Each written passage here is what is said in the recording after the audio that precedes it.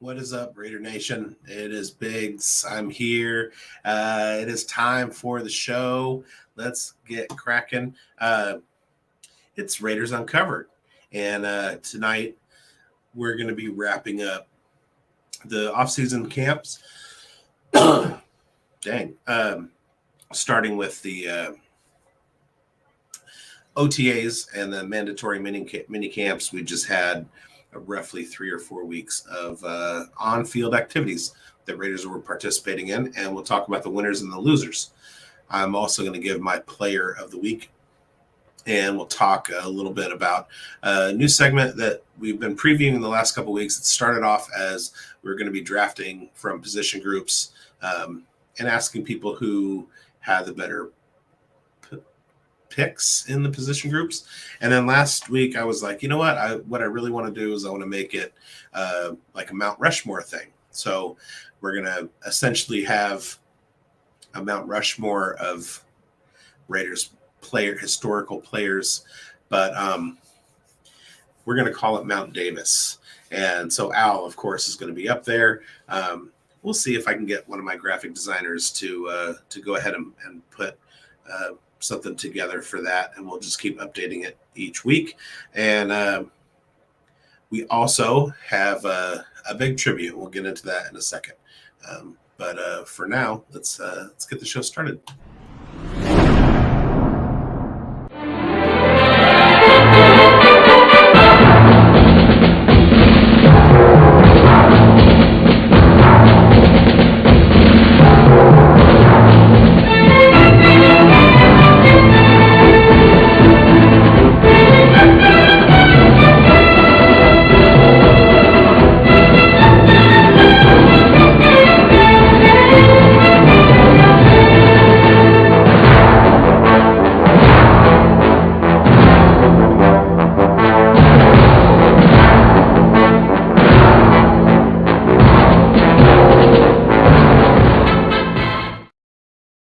And we are here in the house. What is up? It's Biggs. It's Raiderdamus. It is Uncovered on the Undroppables Radio Network. Do I hear a little bit of a scratch in your voice? Or you okay? I am very well. Okay. It sounded like you might have been experiencing something. How are you doing? I am. Today's rough. We have a tribute to a certain someone who passed away today coming up, and honestly, I'm pretty devastated by it on a personal level. He was one of my family's favorite players. So absolutely, he was my dad's favorite player. Yeah. He predated me. I think he was out of San Francisco a couple of years before I was born, but definitely like the legacy is strong, and I am going to get this shit together right here, and we'll get into it. We have the passing of a legend today, and I know that this is a show about the Las Vegas / Oakland Raiders, and it's about football, and it's on the Undroppables, which is a fantasy football site, but that does not preclude us from being able to recognize other things that are going on in the world. And so tonight we're going to do that. One of the legends in sports passed away today, ironically, when the San Francisco Giants and St. Louis Cardinals were playing a game in Mobile, Alabama at his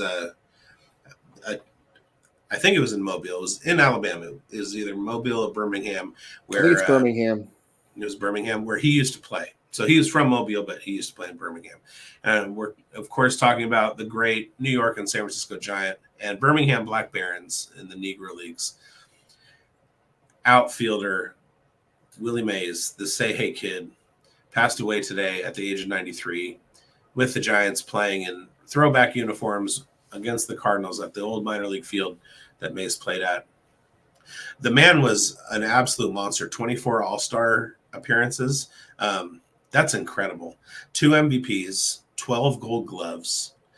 He won the All-Star MVP twice. He was the Major League's Player of the Year. That might have been predated the MVP twice, or he won that once. He won the 1954 World Series with the Giants. They didn't win again until 2010. He was the 1951 Rookie of the Year, and he was inducted into the Baseball Hall of Fame in 1979. So there are a couple of things about him. Not least among them, he was actually Barry Bonds' godfather. Really, really good friends with Bobby, Barry's dad. Helped raise Barry among the game of baseball.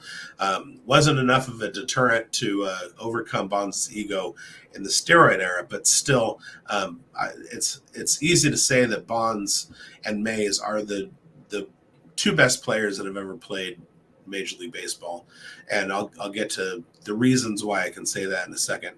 But yeah, he definitely had an impact on Bonds' game, apart from his pedigree and the bloodlines running through him. But there are a couple of things about Willie Mays. First of all, let's get to the greatest of all time argument. It's very easy to argue that Babe Ruth was not the greatest of all time, simply because he did not play against people of other ethnicities.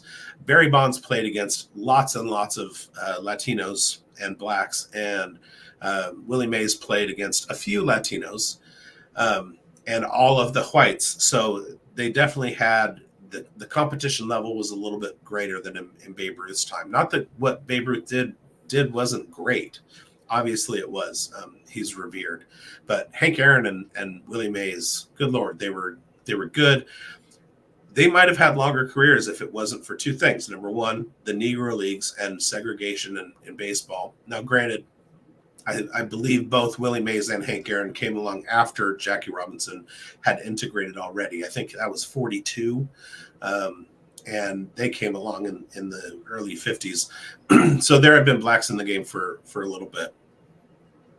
But the other thing about Willie Mays is that would have, well, two things. He served in the military, so he lost playing time because he was in the military. And two, he played his home games at Candlestick Park. And they've done a lot of creative park factors around what would have happened if he had been playing in another stadium. And if you take roughly half of his at-bats were in his career were at Candlestick Park, and the fact that Candlestick Park suppressed home run power and right-handed hitting, he would have been much, much better if he had played at Fenway Park, at Yankee Stadium, even in Milwaukee and Atlanta where Hank Aaron played. Hank Aaron hit 715 home runs. That's fantastic. Willie Mays would have had pretty close. He would have been flirting with 800 if he had played his games in the same stadiums that Hank Aaron did. So yes, Willie Mays' 660 home runs is fantastic. I believe at this point he's fourth on the all-time list, behind Bonds, Aaron, Ruth, and then it's Willie Mays. But say hey, we lost a good one. Statue out front of Oracle Park, AT&T Park, Pacific Bell Park. I call it Will Clark Field at 3rd and King. Could be called, they might change the name to Willie Mays Field if they haven't already. Big statue of him in front of the stadium. He was a constant present at Giants games, and he will absolutely be missed by myself, my family. I was just texting my son because it affects him too, and my dad and all that stuff. We lose the greatest Raider and the greatest Giant, two of our favorite teams, mine and Raiderdamus's favorite teams, lose two of the utmost legends of those squads within a few weeks of each other, and it's sad. If you were building a center fielder from scratch, it would be Willie Mays. There's no question about that. For me, Willie Mays is the greatest baseball player, all around baseball player of all time. He is easily the greatest offensive center fielder ever, and he's easily the greatest defensive center fielder ever. When people my age were growing up, for center fielders, the gold standard was Ken Griffey Jr. He was amazing defensively. He was amazing offensively, but Willie Mays was better than that. Ken Griffey Jr. had the best left-handed swing maybe ever, maybe since Babe Ruth himself. But from the right side, Willie Mays was, 100% where it's at. He was god tier player in every aspect, and he holds a record that will never ever be broken. That is playing in 24 All-Star games in 22 years. Also, while at the same time losing 2 years of his career to the Korean War, much like Ted Williams did. That will never be approached by anyone. Willie Mays he's synonymous with the Giants. He was the last New York Giant to be alive. He was just before the time of his death the oldest living Hall of Famer. There will never be anyone remotely comparable to Willie Mays. He's the greatest of all time, and he will be missed. Absolutely. I was trying to figure out an appropriate, Twitter banner, whatever, to pay tribute to him with. And the one image of him in his life that has always stuck out to me. Now, when I think Willie Mays right now, I see him as an old, elderly, round man in a Giants jacket and Giants hat, in a wheelchair or in a seat at the stadium, just being the godlike presence that he was. And that's something that we're not going to have around anymore, which is sad. But the one enduring image that I have is him playing stickball with kids on the street in New York City. He was, again, the greatest ball player of all time. And he still had it within him to go and hang out with the kids, play ball with them. All due respect to Mike Trout, you don't see him running by the sandlot playing with kids who are out there playing lob ball or whatever. You don't see that. You haven't seen that in a long, long time, but you did see it with Willie Mays. He always had a kind word for everybody. There was a singer, I think it was Danny Kaye, who was a comedian, singer in the 50s, 60s. He had a hit song. There were two hit songs. One was Say Hey, Say Willie, which was about Willie Mays. And then another one that was about Duke Snider, Willie Mays, and Mickey Mantle. Like literal hit songs on the radio about a baseball player. And Willie had two of them about him. You don't hear that. There's no Shohei Ohtani like hit single from, Lady Gaga or whatever. Like Dua Lipa doesn't have some like tribute to Bryce Harper. Like it was fucking Willie Mays, man. Like they even named one of the most famous fictional baseball characters in cinema history after Willie Mays. Runs like Willie, plays like Hayes. Willie Mays Hayes.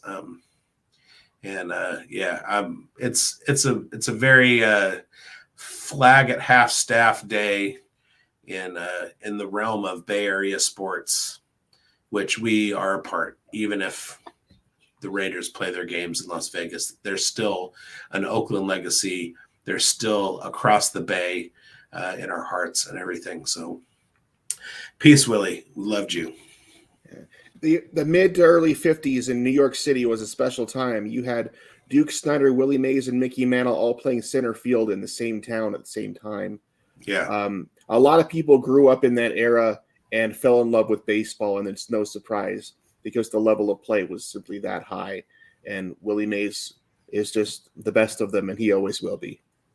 Yeah, and you had like the way that the fandoms were divided. Like Brooklyn were obviously Dodger fans. Then you had the Bronx, which was the Yankees, and then the Polo Grounds, the neighborhoods, kind of everybody else kind of like took on the Giants, and then the Dodgers decided to move to the West Coast. So all these fans were like, okay, well, fuck the Dodgers, we're going to become Giants fans. And then within a few years, the Giants moved, and those people remain Giants fans. And so there are legacy families in New York who have Dodger and Giants, like Brooklyn and New York Giants fans in their families. And it's really weird to know how many fans there are of the Giants in New York. I've met quite a few of them. So Get Shrek Bra is in the house. Great tribute. Thank you, sir. Appreciate you. All right. So Let us move on. Let's move on. First thing that we're going to get into, let's go ahead and do Player of the Week. So, let's start out with you. Who's your Player of the Week? Just for his interview that he did on Media Day, I'm going to go with the second round rookie Jackson Powers Johnson. Nice. There is something to be said in this life for the power of charisma. If you play a D&D character and you roll a high charisma, it doesn't necessarily help you a whole lot, but that's not true in real life. Even if you're not super good looking or super strong, you can get very far in life just on a high charisma stat. Jackson Powers Johnson not only is incredibly large, incredibly strong, and decently good looking, but he also has a maxed out charisma. This guy is hilarious. He's very affable, personable, very outgoing. I just love hearing him talk. I think he's going to be a team leader sooner than later. And I'm looking forward to seeing him anchor the offensive line for years to come. This is going to be everybody's favorite Raider within a year or two. This guy's just awesome. I can't wait to see what he does between Colton Miller and Andre James. I think he's just going to be great. I love what I've seen from him so far, and I can't wait to see more. That's funny because we both have offensive linemen as our players of the week. The Jackson Powers Johnson interview was great. He would make my winners list, except that he didn't really get to play a lot. But just by virtue of being moved to that left guard position, or at least that's their plan with him. They haven't announced, but they've talked about that's the way everything's going to be set up. Miller, Powers Johnson, Andre James, and then Thayer Munford over at the right tackle. Thayer Munford, Dylan Parham moving over to right guard, which is kind of where we knew him to be before he played before he was in the Senior Bowl. He was a center right guard. Andre James, runner up for winner, because I have been kind of like looking for him to be usurped by some of the quality in the offensive line, and he escaped at least the first like 3 sessions with his job intact. But Thayer Munford is my player of the week.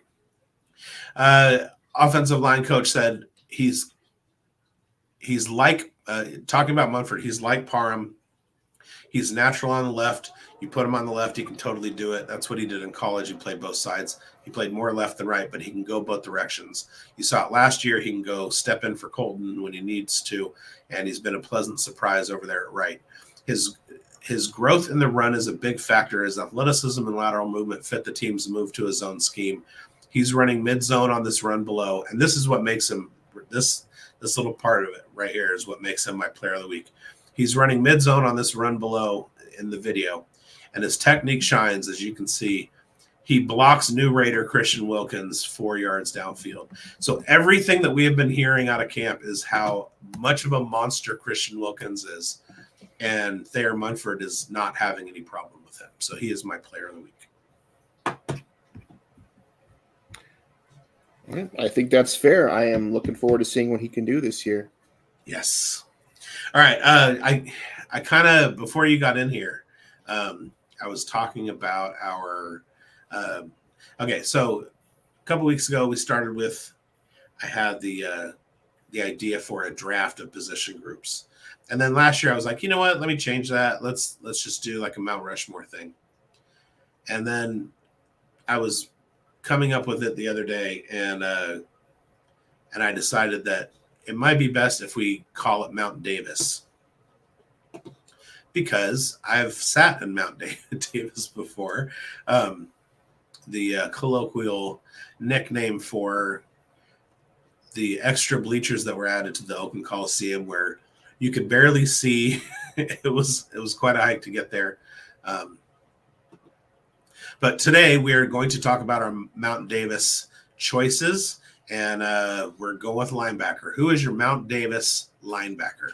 Well, I appreciate the name Mount Davis because ultimately, like myself, Mount Davis is a large, useless eyesore.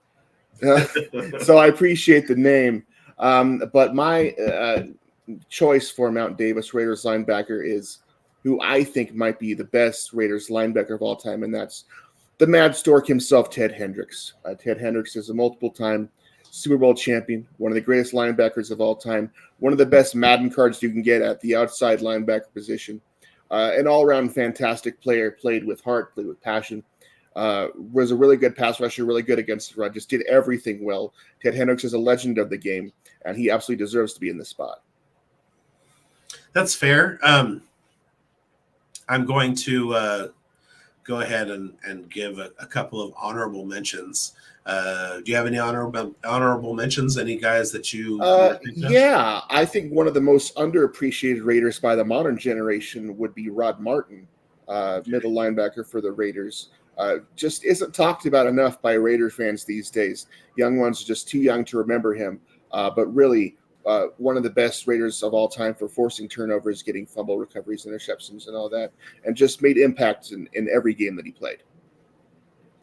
Yeah, he was definitely on mine. Late round draft pick out of USC. He was good in pass coverage, and he was always on the ball. When I became a Raiders fan, he was the dude in the backfield. Greg Townsend is another one, honorable mention. He came along a little bit after Rod Martin. Greg Biekert was he was my favorite player for a little bit there in the mid and late 90s. And of course, we can't not talk about Bill Romanowski, who was just a fun guy to bring over. But my Mount Davis is going to be Matt Millen. He was Rod Martin's field mate, played at Penn State, came over as a second round draft pick by the Oakland Raiders, and was absolutely essential in helping the Raiders win the Super Bowl in the 83 season. 1984 is when it happened. He and Rod Martin were paired, and it was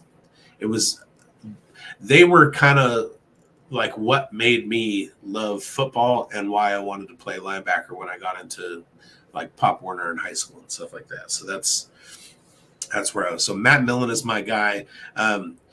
Kind of he's an okay broadcaster at this point. He does have like a good head for football, just absolute garbage as a general manager of the NFL, which just goes to show you that as much as we think that we can do the job, somebody who knows a little bit more than us fails at a pretty high rate. So Matt Millen, you are my Mount Davis candidate.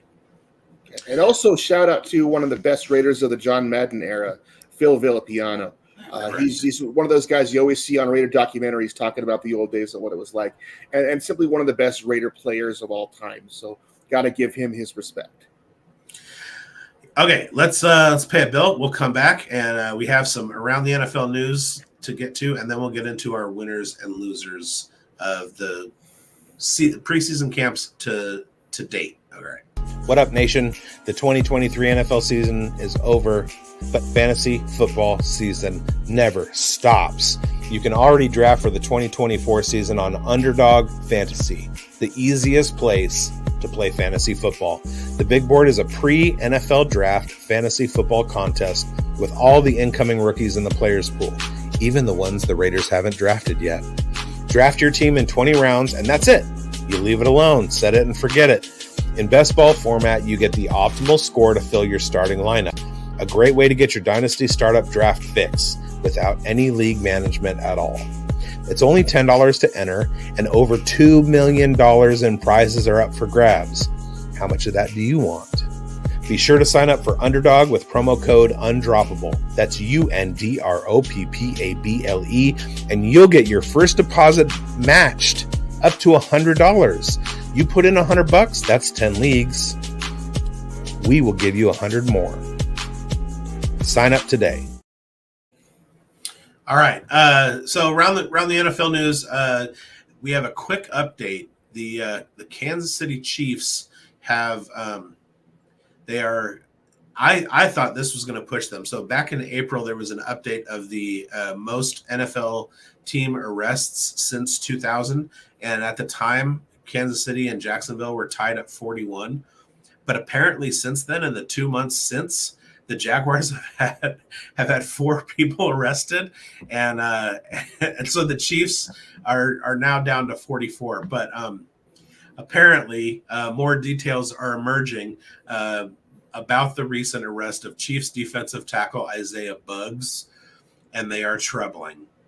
Via Lucas Weiss of theathletic.com, Buggs allegedly dragged the mother of his child down the stairs of her apartment on Sunday.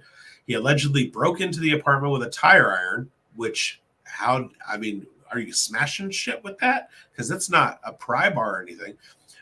Broke into her apartment with a tire iron before dragging her down the stairs.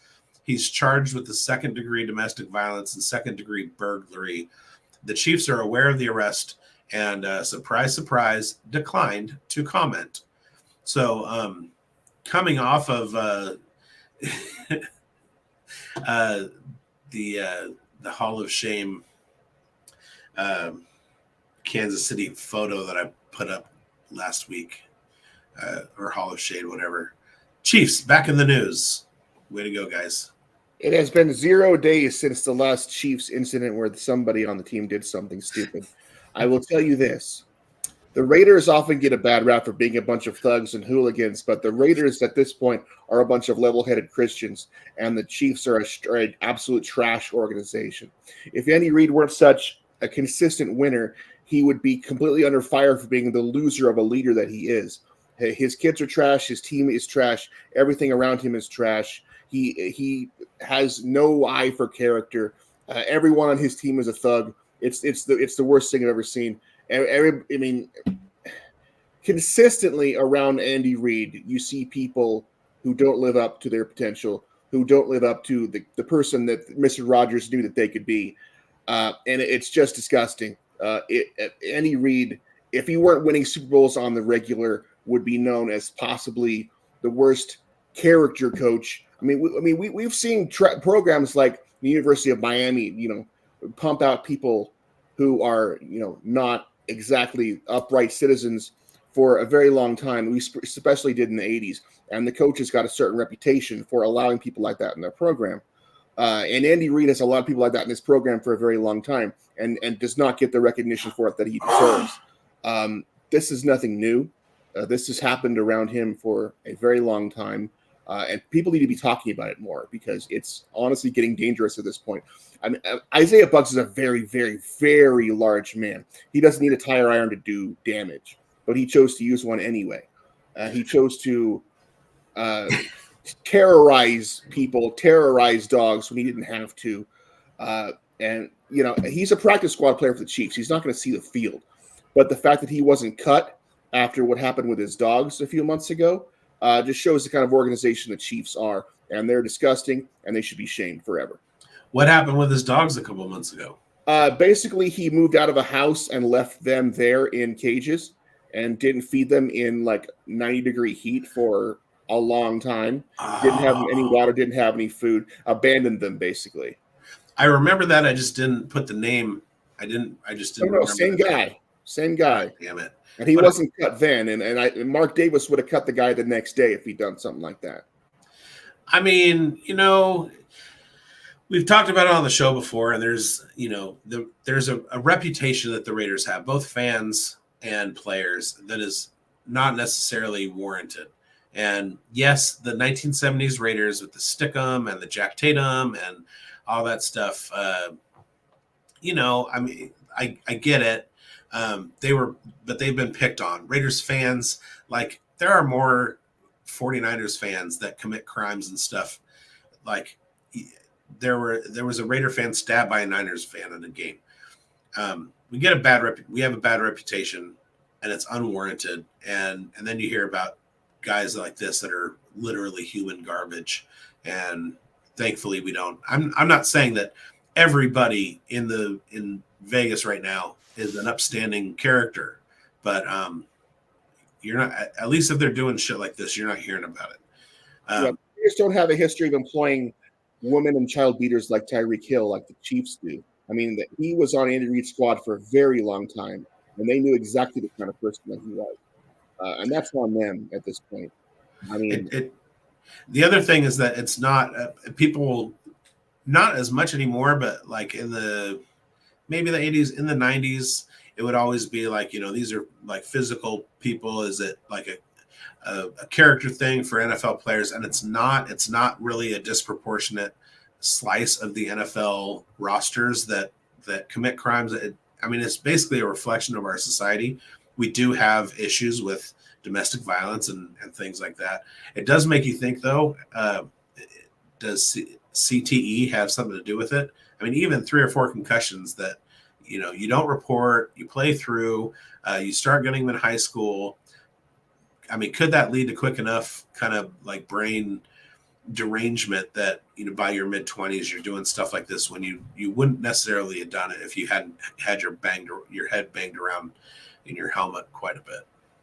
It's certainly possible, but I'm not sure how well that argument holds water when the numbers for, per capita percentages of the amount of regular people who aren't in the NFL who go to prison for violent crimes and the percentage of people who are in the NFL and go to prison for violent crimes is roughly the same or even less in the NFL. Sure. It's just, I think character just needs to be more of a concern when you're drafting and allowing people to be employed in your organization. I understand people can change and people can be really rehabilitated from being absolute scumbags. But when you have somebody who does something like this, or just, treats dogs the way Isaiah Bugs did, or if you have Tyreek Hill who treats his child and the mother of his child the way that he did, and you don't do anything about it, and you just let that sit and fester and stay on your team, it just shows the kind of person that you are. And Andy Reid has showed this over and over and over again, what kind of person he is and what he lets stay on his team. And it's been a pattern of behavior for him and his squads for a very long time. And frankly, I find it very disturbing. And I follow the Chiefs peripherally. They pique my interest when I see news stories and stuff, just because I want to know what's coming. But I hate them. And so I don't really watch all the press conferences and all that shit the way that I do with the Raiders. So I don't hear Andy Reid talking about character or anything like that. We do have a few coaches in this string that did talk about drafting for character. John Gruden was a big proponent of finding good character fits. And I know that Antonio Pierce is kind of cut from the same cloth. I might have heard about it, heard it from Josh McDaniels, but I don't remember it. It was only 1 or 2 drafts anyway. So I don't really care. And Jack Del Rio was another one that talked about it a little bit. So it's just good to know that, people can point their finger all they want, but we know in our hearts that Raiders are good people. So a real quick update of the most arrests since 2000. Top 5, Kansas City Chiefs, 44 since 2000. Jacksonville Jaguars, 45 since 2000. But also 4 since April. Cincinnati Bengals, 54. Sorry. Denver Broncos, 56. So talk all the shit about the Raiders that you want. The most arrests in the NFL since 2000. You have the Chiefs and the Broncos, both in the top 5. Fuck both of them. And then number 1, Minnesota, 60. The Broncos and the Minnesota Vikings both can complete 53-man rosters with the number of players that they've had that have been arrested in the last 24 years. That is wild. So and the Raiders are going to have the Henry Ruggs thing hanging over their head probably for a long time, because what he did was ended up being had such a horrible outcome that it's an awful lot worse. The result was worse than what a lot of other people did. And they drafted Damon Arnett too, and Damon Arnett is a psycho with behavior issues. And meth and firearms drafted both of those guys. You can talk about character all you want, but you draft those 2 guys, and it ends up not looking super great for you. Who amongst us has not been caught in a hotel room with an illegal gun and methamphetamine? Come on. Well, I can neither confirm nor deny that I've ever had an illegal gun in the hotel room. Oh, I can deny vehemently that that's never happened to me. Yeah, I mean, the Henry Ruggs thing is, that's a pond we've already taken our paddle boat over, so we don't need to really get into that. But the result was bad, and it does kind of shade things a little bit. But good Lord, Minnesota, get your shit together. All right, moving on to the winners and losers. We have just finished up on-field team activities and mandatory minicamp. We did not have a star running back holdout. We did not have issues with a wide receiver holding out before he got his contract extension.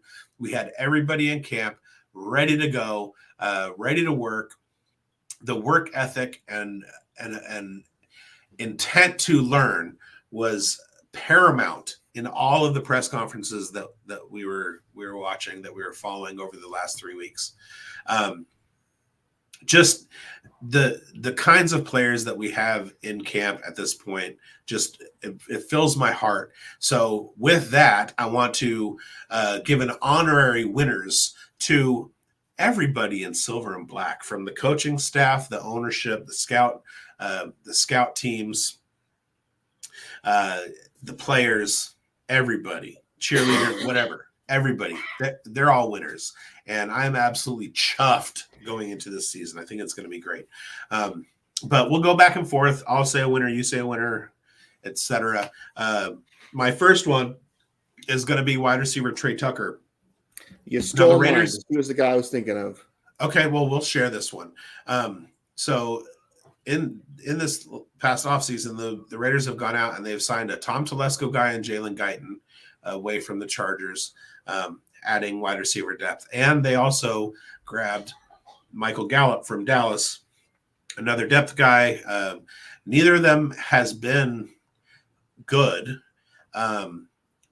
but it kind of like put into question what was going to be happening with Trey Tucker, because we've got Jacoby Myers, who's a God tier slot receiver. We've got Devontae Adams, who's a God tier outside receiver. And then we have Trey Tucker, who we saw a lot of like deep targets to last year in critical situations. Aiden putting dimes on his hands.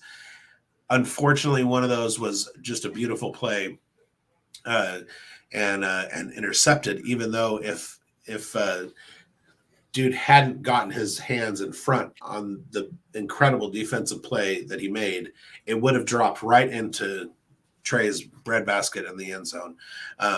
But you can't really there's not a lot you can do against Pro Bowl or Hall of Fame caliber cornerbacks playing back in deep zone coverage. Anyway, so Antonio Pierce said Trey Tucker really stood out this offseason among the wide receiver group. That's huge. That's a huge thing for a second-year guy.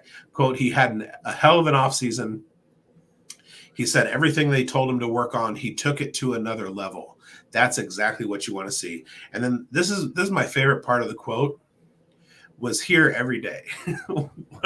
well, yeah, of course. That is his job, is it not? Good for him.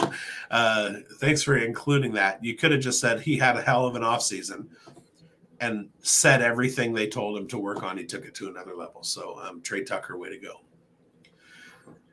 All right, give me a winner. Who is a winner? I am going to go with a recent player of the week for me, Mr. Christian Wilkins. He has come in and absolutely established himself as a dominant force in the defensive interior, established himself as a vocal team leader, established himself as one of the hardest working guys on the team on the defensive side, and basically just given the media the idea that the Raiders' defensive line is going to be absolutely fantastic this year, which it absolutely is. But you need an anchor, that guy in the middle of your defensive line, to make sure that your edge rushers are not consistently double-teamed. And nobody on the defensive line is going to be able to be double-teamed on a consistent basis this year, just because you cannot single cover or single block any of them. Christian Wilkins is the absolute key to the Raiders unlocking their potential as the top 3 defense in the league. which I will absolutely believe they will be. The Raiders' offense has been understandably struggling thus far in the offseason, at least in the mandatory minicamp, mostly because the defense absolutely will not let them catch a break. They're not supposed to. The defense is supposed to go out there and perform. And with Christian Wilkins in the middle, they've been a lot better even than they were last year when they were, at the end of the season, one of the top 2 defenses in the NFL. They are going to be so good so quickly because of the efforts of Christian Wilkins. It's not even funny. I cannot wait for them to get out there and just start destroying people. Christian Wilkins, I think, is going to have at least 6 or 7 sacks this year, just on his own. Hopefully more than that. He's exactly what you want in a high-profile, big money free agent signing. They absolutely knocked it out of the park with this guy. Do you see 40 sacks coming from this Raiders defensive line? At least. I think it might even be more than that. I could see 40 from the trio of Kuntz, Crosby, and Wilkins. Yeah, I think you're going to have a big, big year. All right, my next winner, staying with the offensive side of the ball, along with racking up yards after the catch from the backfield, he's received quite a few reps in kickoff return. Quote, "I think he has a bright future," said Cadillac Williams running backs coach about future guest Dylan Laube. That's a question mark, still efforting it. Quote, "He's wise beyond his years. He shows up like a vet. He can take what he learns from the classroom and apply it on the field. He's always going to be in the right spots, got really quick, good hands, quick, explosive, just a very cerebral player that can do a lot of things." Now, I wrote an article yesterday over at Player Profiler about Ladd McConkey, unfortunately a Los Angeles Charger. But if I took what Greg Roman said about Ladd McConkey and what Cadillac Williams said about Dylan Laube and flipped them, they both basically were saying the same exact things. Smart guys, super athletic, super skilled at what they do, very, very smart, learning quickly.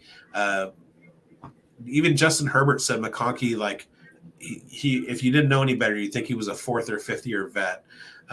2 guys that I really, really loved out of this rookie class, Ladd McConkey and Dylan Laube, and I'm absolutely loading up on in best ball and dynasty fantasy football as much as I can. Scott Fishbowl has kick returns, so I'm in my draft on July 13th. I'm grabbing Laube later in the draft just because he can probably bring some value. But Dylan Laube is one of my winners of camp. Love to see it from the rookie.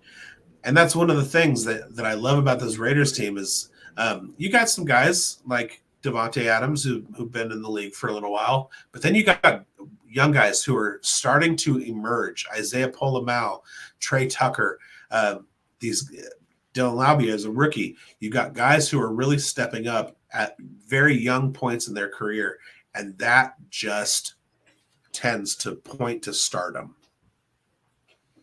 Yeah, I agree. I think that there's a lot of potential there with Laube to fill that Amir Abdullah role. Amir Abdullah, his value, the reason he's still in the NFL at the age of 31 is because he's a tremendous special teams player, one of the best in the NFL. I mean, that's why he still has a job. That's why he had a job in the first place, was because he's so good at special teams. If Dylan Laube can fill that role as a much, much younger man, he'll provide a lot of cost effectiveness to the Raiders, and he will show that he should have been drafted a lot earlier in the draft than he was.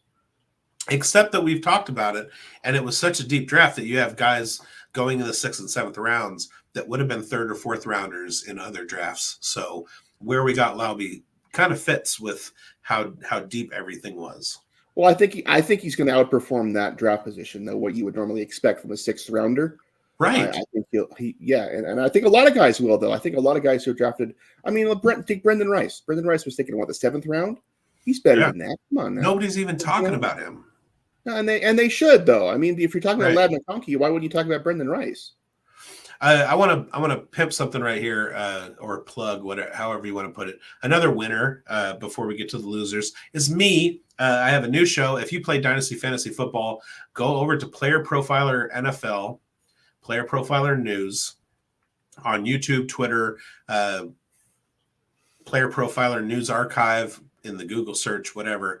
But Player Profiler NFL or Player Profiler News on YouTube.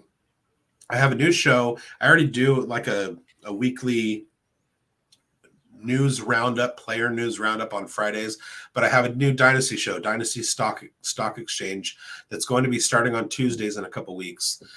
So it'll precede this. I think that's going to be going on at 5 p.m. Pacific, and then I'll be coming over here and doing this at 8 o'clock. So check me out and watch that. Player Profiler News, Dynasty Stock Exchange, if you play Dynasty Fantasy Football. Anyway, all right. So losers.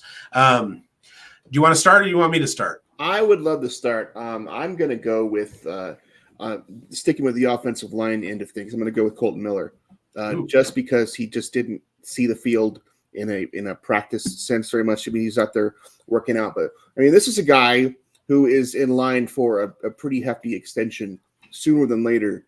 And I have pretty serious questions about whether or not he's actually going to be able to see the field anytime soon. I know we have like a month until actual training camp starts, and we don't play an actual game, a real regular season game for 2.5 months from now. But if you just don't get out there on the field, we don't know how you are. And he had pretty major surgery, near the end of last season. And it's possible the Raiders just told him, we don't want you out there exerting yourself. Just keep healing. You're fine. But if you have an injury that lingers and lingers and lingers, and then you expect a team to give you millions and millions of dollars, it may or may not work out for you. So I have very little confidence in Colton Miller going forward until I actually see him on the field doing what we know he can do. So should we just say the left side of the line, because Jackson Powers Johnson missed a lot of time too? Yeah, but he at least came back and he practiced during, mandatory minicamp. Colton Miller did not. That's the difference. Powers Johnson had from what I understand, a lower leg strain that he suffered in basically the first day of OTAs, and they just told him to just take it easy until mandatory minicamp. And he came back and he pre-practiced and practiced normally, from what I understand. Colton Miller never came back. All right. That's fair. All right. So I'm going to give my losers to the aforementioned Michael Gallup and Jalen Guyton. For them not to be talked about, and Trey Tucker getting steam, that's not a good look for them. So they're camp losers so far. Yeah, I mean, I said from the beginning, Michael Gallup wasn't going to amount to anything, simply for the reason that the Raiders roster construction dictates that the fourth receiver doesn't get a whole lot of action.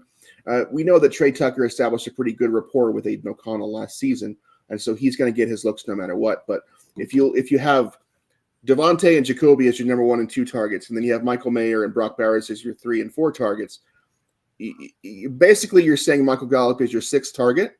I mean, how often are you going to check down to your 6th guy who's not a running back out of the backfield? Almost never. So it doesn't matter who or how good the person was that was vying for that 4th and 5th wide receiver position. They're just not going to make much of an impact if they're going to make the team at all. It reminds me of Mac Hollins. But Mac Hollins was good. I mean, a lot of people went down and got injured, and Mac Hollins stepped the hell up. So he's right. He had a career year. He's a good Raider. Yeah, I know. He's a legend, Raider legend, Mac Hollins.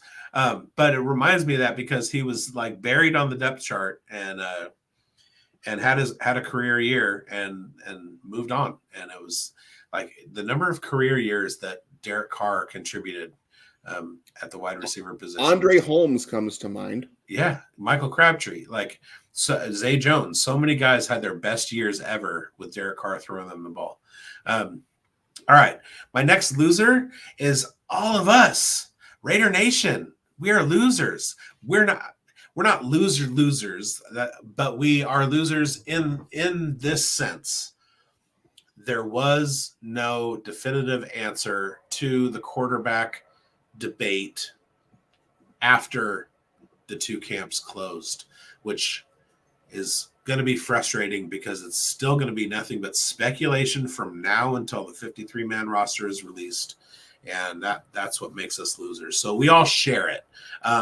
You could look at it as we're all winners in that we have two quarterbacks that could be starters.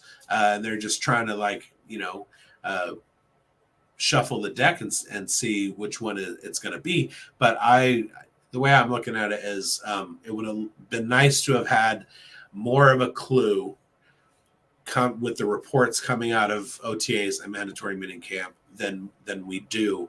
We're still in the same place we were before everything started, and that is Aiden O'Connell is likely, but it's not set in stone, and I hate that for us. Yeah, I've been pretty consistent saying we're not going to have any idea who's starting during the regular season until basically the end of preseason. These guys have been playing more or less equally well or equally poorly, however you want to look at it, during the offseason program so far, during minicamp and OTAs. Both have good days, both have bad days. It depends on the day. The good thing that we can say, a couple of good things we can say. The good thing is whoever starts, they're going to earn it. Right. The second thing we can say is these guys are practicing every single day against what I think will be one of the best, if not the best, defense in the NFL. And they're practicing against them every day. I mean, this is why the SEC is so good, because almost all the best players in the country play there, and they're playing against each other in practice every day. Iron sharpens iron. This is what we're going to get. So when they go out, even if they struggle in practice, which they have, even if they struggle in practice, they're going to go out in preseason and face a defense which is not nearly as good as the one they face every single day. And so I think we're going to see a lot of separation at some point during week 2-3 of preseason. Somebody is going to step up. Somebody is going to take the reins of this team, whether it's Aiden, whether it's Gardner. My money's on Aiden personally. I just think he has a little bit more talent and a little bit more leadership ability and a little less of a gunslinger mentality, because the last thing the Raiders need out of the quarterback position is to be risky. I mean, we know this particular coaching staff, this particular head coach made it a point last season to be careful with the football in every respect. And that's not who Gardner Minshew is. Gardner Minshew takes a lot of risks. He has a lot of hits, but he also has a lot of misses. He will gleefully throw the ball to the other team when you need something from him in the clutch. Aiden O'Connell will not do that. He'll just not make a bunch of super big plays like you would like to see out of a star elite quarterback, because that's not necessarily who he is at this point in his career. Right. Now, what do you want as the Raiders? You want to be risk adverse because your defense is so dang good. I mean, a lot of the better teams in the history of football, like the 85 Bears, the 1990 Eagles, the 2000 Ravens, who have had statistically the best defenses ever, were very risk averse on offense because they could afford to be. And if Aiden can show that he's not going to turn the ball over, that he's going to score points consistently, and that they can win with a strategy like that, then he's going to win the job. Yeah, and I want to maintain, or I want to make clear that I have maintained Aiden O'Connell will be the starting quarterback. I've been saying that for months. And some of the things that I was looking for, excuse me, to come out of camp for Aiden came to fruition.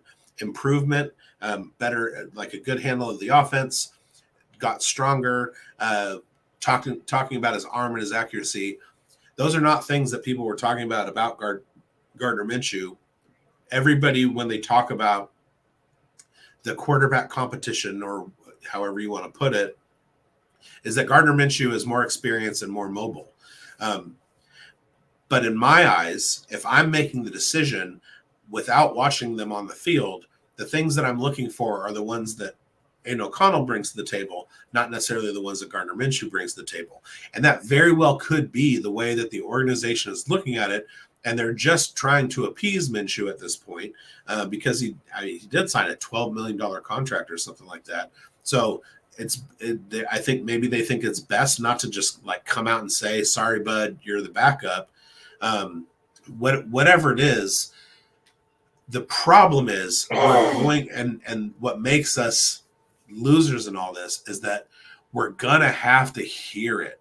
it's not that, like you or I have any idea that, it's going to be Minshew or whatever. It's just that everything that we see to click on, all the clickbait over the next 3 months is going to be, who's it going to be? Who's it going to be? Who's it going to be? And that's what I'm not in the mood for. I don't like that. I wish it was definitive, but it's not. And so maybe the loser isn't all of us, but just me. It's entirely possible. All right. So before we get out of here, we have a segment that we need to do, and we like to call it Raiderdamus Hall of Shade. All right. Yes, indeed. So let me see. I am prepared. Is this one? I don't like that much. Nope. No. Do you have any royalty-free Slayer over there? No, but I'm trying to get Slayer as the background music for all of my clips. Okay, how about this one? All right. Raiderdamus Hall of Shade. All right. I will go ahead and take it away. Ah, wrong one. You. Not you. Point. I'll get up there. All right. The 1981 AFC Championship game is considered one of the coldest, most miserable games on record, with temperatures reaching 8 degrees below zero and a wind chill factor of negative 30 degrees. At such temperatures, human virtues like compassion, hope, and basic human decency go by the wayside in favor of anything that might bring warmth or comfort, such as beer or like fighting a complete stranger. Your wiener, should you possess one, will retreat back into your body like a rabbit diving into its warren at the first sight of danger on the horizon. Where, you may ask, did this game take place? What horrible, godforsaken hellscape hosted such an event and invited the general public to attend? Was it in Buffalo, where so many games have been played in snowstorms and the fans routinely have to dig the stadium out from under lake-effect snow? Sorry, Was it in Green Bay? Shout out Kenny King, who is starting running back. Absolutely. Kenny King, the man. Was this game in Green Bay, home of the infamous Ice Bowl in 1967? Was it held on the ice planet Hoth from Empire Strikes Back? No, my friends. This particular game was held in Cincinnati, Ohio, between the Bengals and Chargers. In the game, the Bengals won 27-7. There are places on this planet where God goeth not, where angels fear to tread, where the sins of man are made manifest, and where the very earth itself is murderous. Places like the Australian outback, like the Amazon, like Antarctica, places like Ohio. That's why this week's inductee into Raiderdamus Hall of Shade is the state of Ohio and everything and everyone in it. Ohio is full of many fine institutes of higher learning. The Ohio State University, the University of Cincinnati, Toledo University, Miami University of Ohio, Bowling Green, Kent State, Cleveland State, Akron, and Ohio University of Ohio are just a few of the many public and private universities and colleges available to those willing to put themselves into massive crippling student loan debt. The prize is a get-out-of-jail-free card, the qualifications and connections to be able to leave Ohio and to get a job in a more cosmopolitan area like New York, San Francisco, or Huntsville, Alabama. Just like nobody who goes to Catholic school stays a Catholic, nobody who grows up in Ohio stays in Ohio. Nobody wants to play in a state where the rivers catch on fire and the fish give you cancer. The Cleveland Browns Stadium is known as the Factory of Sadness, but the real sadness here is that there are no factories in Ohio anymore. The workers of Ohio cannot compete economically with the people who make everything they own, a select group of Chinese children. And with some quality coaching and a spread offense, those same children could beat the Browns as well. Ohio used to contain some of the most pristine farmland in the country, but now their chief export is despair. You can only grow 3 things in Ohio: older, colder, and fatter. If you put a Geiger counter near a glass of Cleveland tap water, it will make a noise somewhere between a coffee grinder and if you put a Siamese cat into a Kenmore blender. Because the sun never shines on Ohio, the people living there are stricken with seasonal affective disorder. The season in question is football season, and as we well know, football has no off-season, so the depression lasts all year. Ohio has ruined more lives than the bubonic plague and corrupted more young talent than Harvey Weinstein. Ohio was a blight upon this earth and a perpetual embarrassment to this great nation. If there were a just and loving God, Ohio would be buried under snow and ice and forgotten. Our current active, just and loving God tries to do this every single year, but the minions of evil who reside in Ohio keep digging themselves out in order to spread their pestilence upon the land once more. And that's why Ohio is the worst place in the world. Fuck you, Ohio. And that's all I got for you tonight. More cosmopolitan than Huntsville, Alabama got me.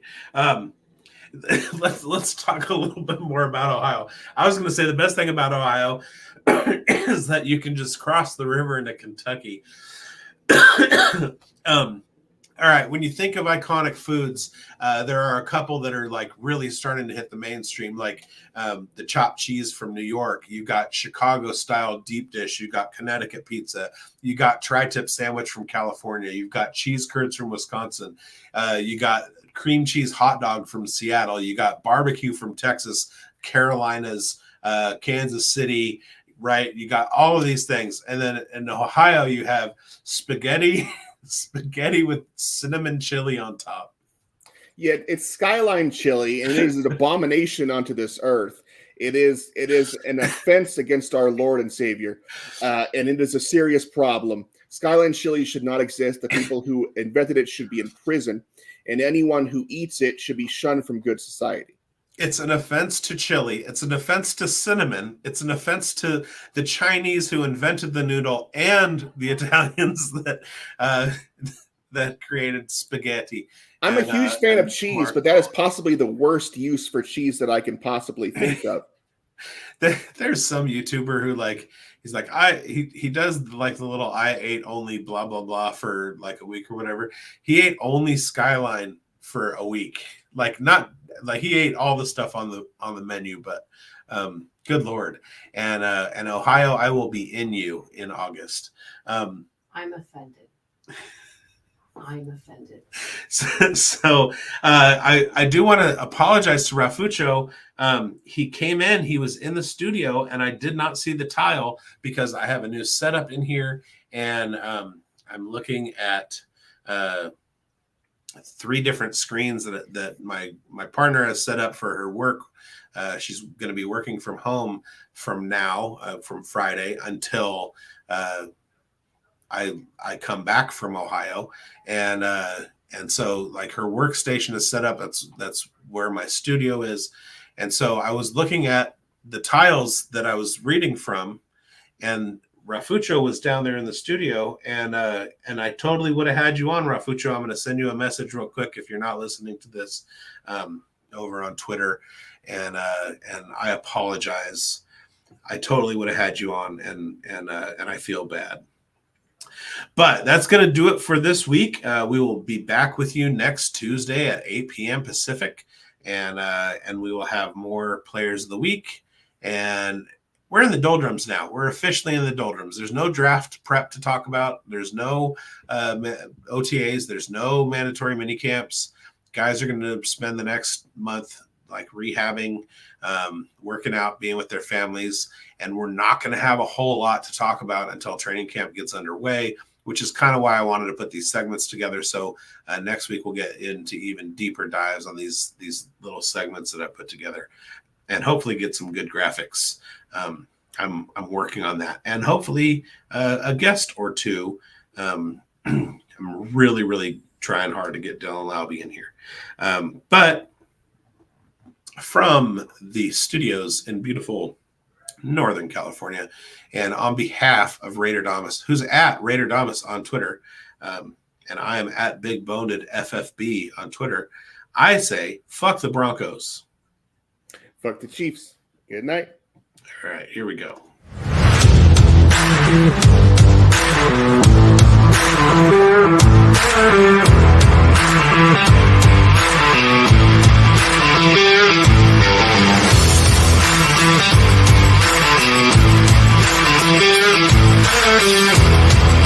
Thank you.